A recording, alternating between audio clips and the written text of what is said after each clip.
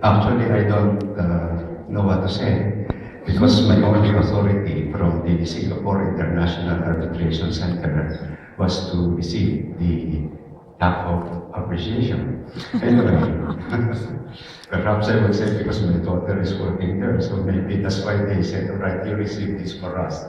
But we do have, we have some activities with Singapore at this year. We have conducted the emergency arbitrator workshop.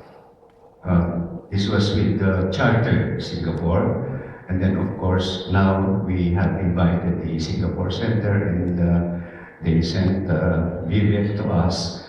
And I would say that actually at their own expense, everything. We did not spend anything for the Singapore Center.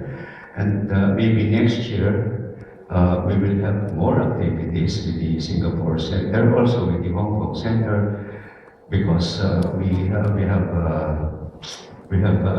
very close cooperation with the several institutes in the East Asia region. So we have cooperation agreements with Australia. Also, lately, New Zealand will be joining us. So there may be some additions to us. So we have cooperation agreements with Malaysia, Indonesia. And there was a time, this was in Cebu, when we invited all of them here.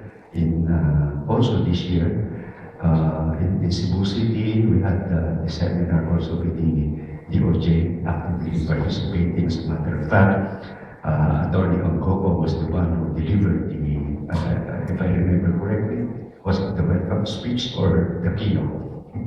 Anyway, so on behalf of the Singapore International Arbitration Center, thank you. Other than that, I don't have any authority anymore to speak for the SIAC.